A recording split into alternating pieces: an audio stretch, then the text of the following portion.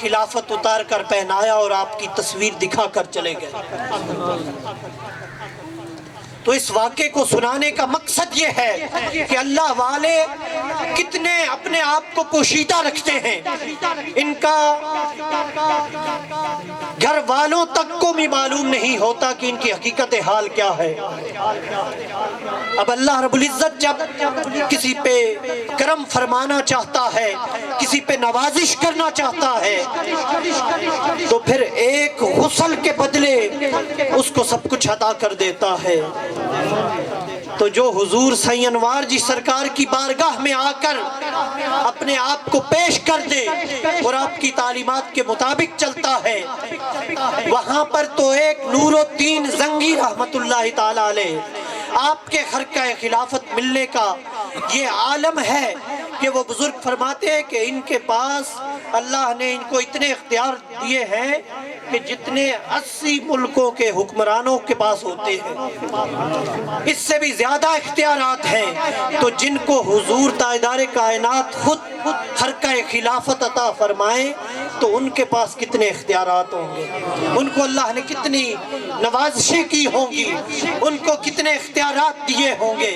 تو آقا علیہ السلام کا ان پر کتنا کرم ہوگا۔ حضور سید انوار جی سرکار رحمت اللہ تعالی علیہ کی زندگی میں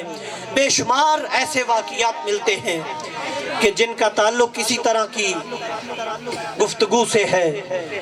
ابھی وقت کے پیش نظر میں بیان نہیں کر سکتا، تو اس لیے ہمیں اپنے باطن کی بھی اصلاح کرنی ہے،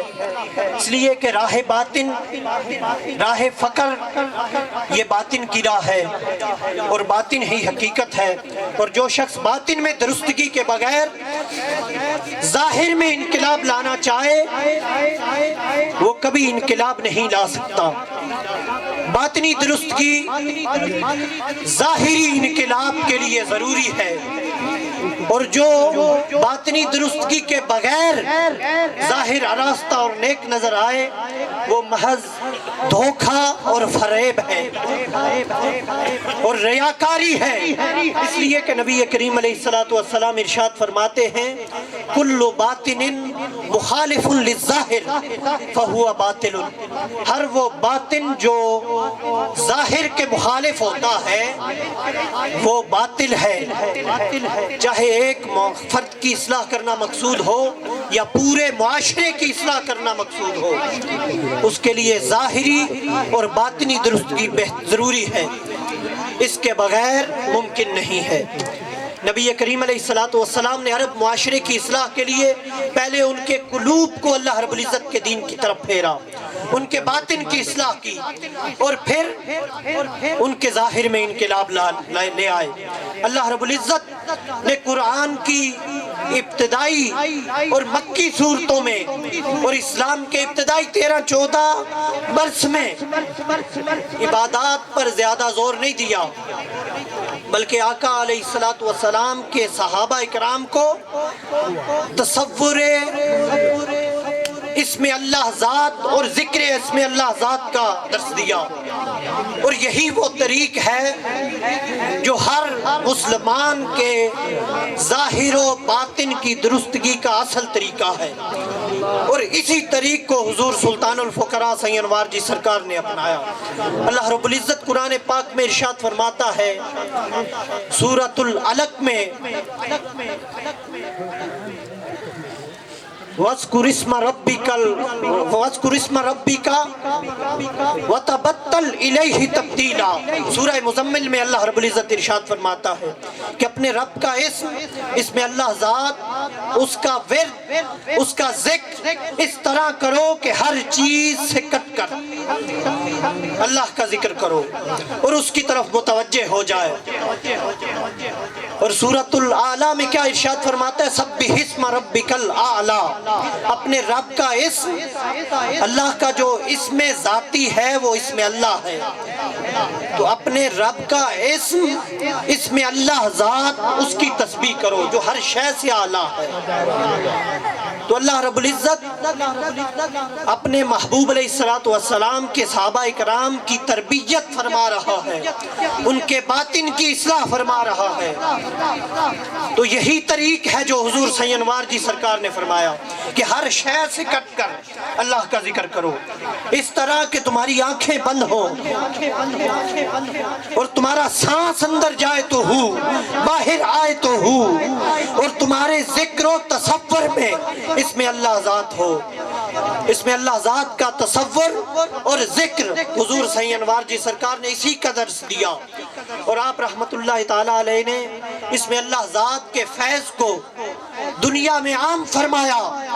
آپ سے پہلے حضور سلطان العارفین حضرت سلطان باہو رحمت اللہ تعالیٰ علیہ کے دور میں، اور